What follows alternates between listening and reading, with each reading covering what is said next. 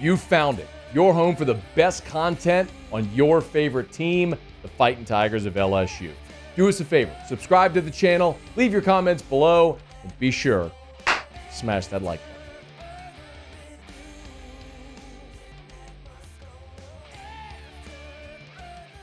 All right, Tigers are back in the practice field on Tuesday, and media got to watch a little more than an hour, about an hour and 20 minutes worth of work out there. And overwhelmingly, we saw a lot of special teams work today, which was actually pretty cool to see. I'll jump into that. Let me start with the news, the notes, the tidbits. First of all, I know everybody wants to know what's going on with Denver Harris. He was not there again today. So that's 2 consecutive practices where the media have been allowed access. That Denver Harris was not there. We all know he's not in the team picture. I have nothing else to offer. There's no one there speaking on the record about it. Brian Kelly isn't set to meet with the media again until Saturday, when I presume he will be asked, and I would guess because he has actually been very forthcoming, will probably disclose something. But Denver Harris, not there. And quite honestly, they just kind of keep on trucking along regardless. I mean, he was running third team anyway. So if there's one position group that I probably get asked about the most, it's running back. Understandably, because of the way it started with the receivers and the DBs, a lot of people are sort of concerned about the corners, but what I get asked the most is, hey, is there any separation among the running backs? You got 8 scholarship guys. And the answer flatly is no. And in part today, 3, probably your 3 primary guys, Josh Williams, Logan Diggs, Armani Goodwin, were all with the rehab group. So the way that they set this up, if you're not familiar, there are 4 full-length, like 100-yard football fields out on the LSU outdoor facility.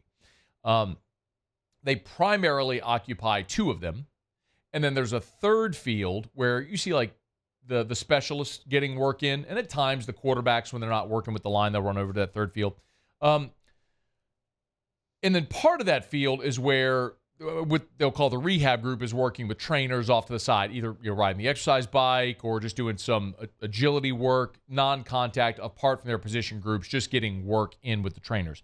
Today, that was Josh Williams, Armani Goodwin, Logan Diggs, Landon Ibieta, Kylan Jackson, the freshman safety out of Zachary, and then Mason Lunsford, the offensive line transfer out of Maryland. The really good news, though, and I know that may sound like a lot of guys, the really good news is all of them were in shoulder pads and all of them were participating to some degree. So the only real serious training camp injury they've suffered so far is J.K. Johnson's broken leg.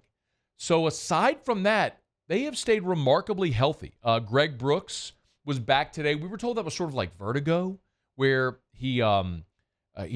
maybe it was heat related or whatever, but they're being, certainly cautious with him before they got him back into full go. But today, when he did 7-on-7s, he did 11-on-11s. He was in everything today. So Greg Brooks was back in a full go. A couple of other notables. Brad Davis was not there. The LSU offensive line coach, no explanation given. He was there yesterday. No, I presume there's nothing wrong, but that's a total assumption on my part. We'll get an explanation when we have an opportunity to talk to Coach Kelly. But Brad Davis was not there today. And Mason Smith, who Saturday at practice went down with injury during the team period, and we were sort of helped off the field, was at practice yesterday, but did not participate in full contact team drills. Again today, Smith was there, full pads, everything, just didn't participate in the team drills. My assumption watching him, and there was a time where offensive defense were doing their 11-on-11s. And Mason Smith was, or the offensive and defensive line were running drills together. And Mason Smith went over with an assistant and was like hitting the blocking sled and everything. Like if they had to play a game today, my guess is Mason Smith would be playing in the game. But there's no reason to rush him or push him or anything at this point when you're now inside of 3 weeks from the Florida State game. Just make sure he's a go. I mentioned we got to see a lot of special teams today.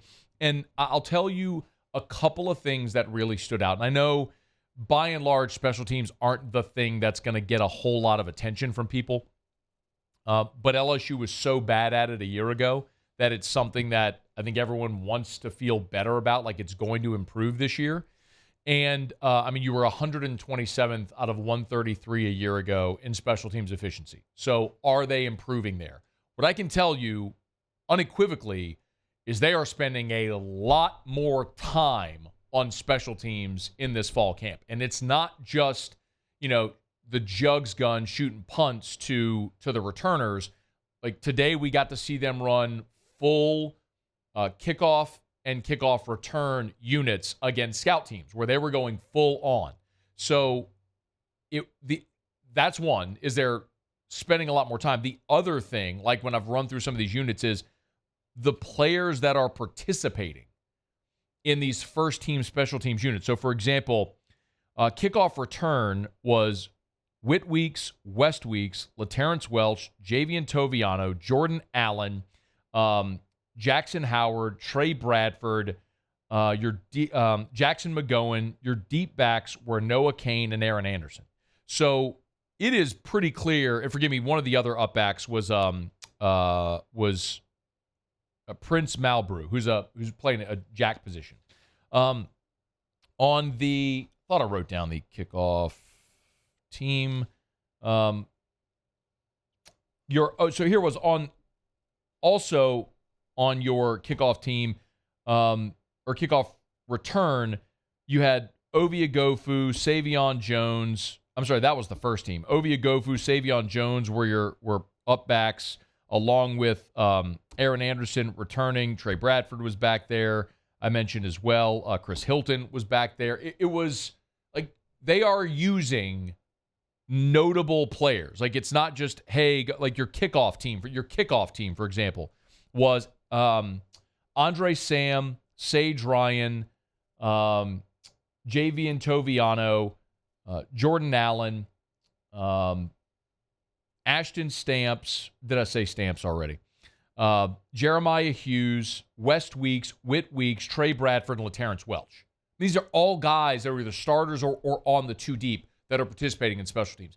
It's an old Nick Saban adage, but like all the guys who played for Nick will tell you, he put his best guys out there. Like, you're going to be good at this. So LSU is certainly moving in that direction this year, which is a stark contrast to a year ago. We got to watch 7-on-7s and 11-on-11s.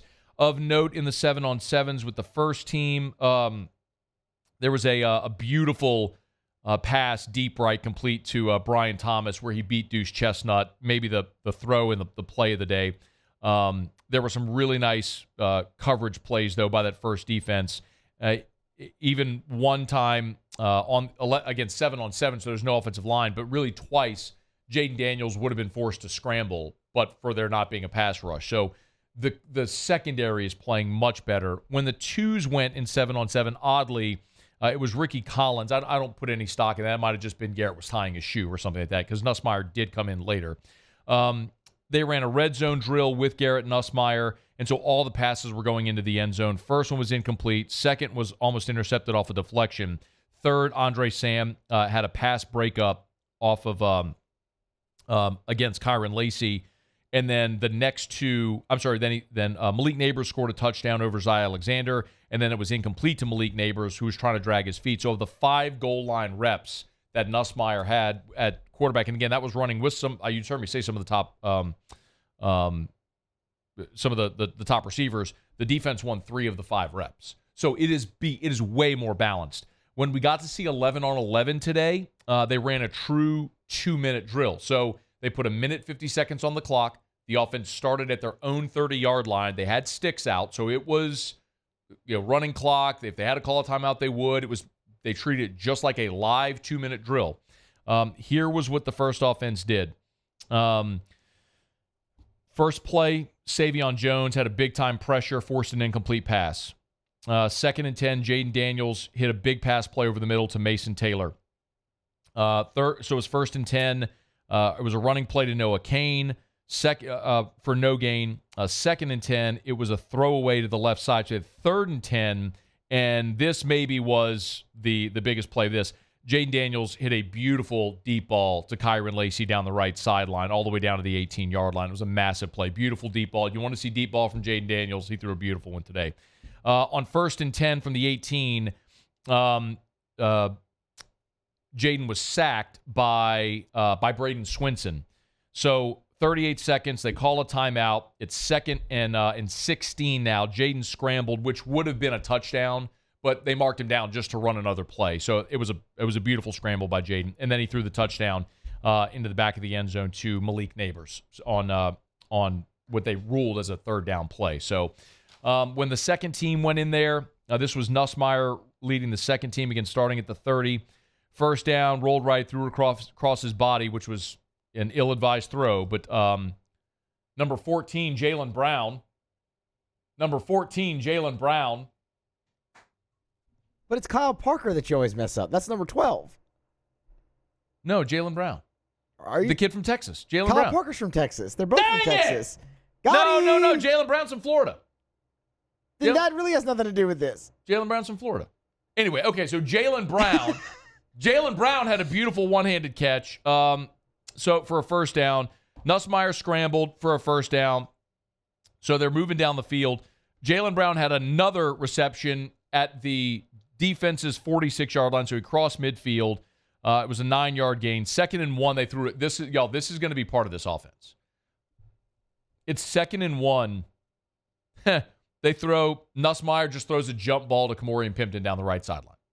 And he high-pointed the ball and went up over the defender and actually trapped it like on the defender's helmet coming down. It was Jordan Allen on the coverage.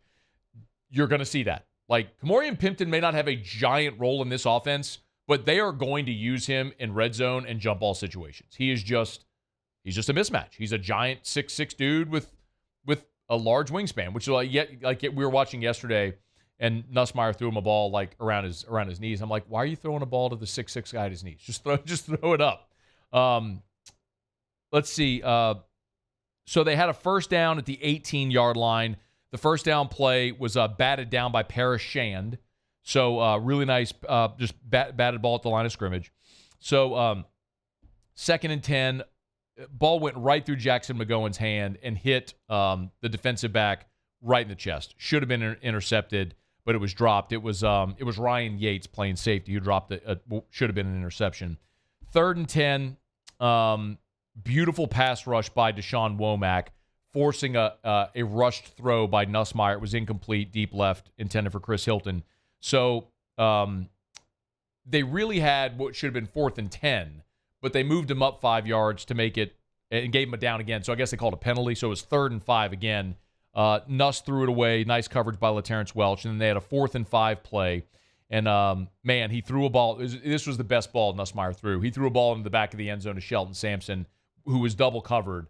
And Nuss put it right on the spot, and Shelton just dropped it. Like, it hit him in the hands and went through his hands. So, for anyone who says I'm a hater, I just complimented a throw that Nussmeier made and spoke about a drop by the Catholic High guy. But all in all, it was a spirited practice. There was, the offensive and defensive lines get after each other when they're going at it. They look good. Maybe the most encouraging thing to this point is that the defense clearly is catching up to the offense, which is something you absolutely want to see after the way that first week went. Hey, thanks so much for watching. Please leave your comments. I love to interact, and be sure to hit the red subscribe button below.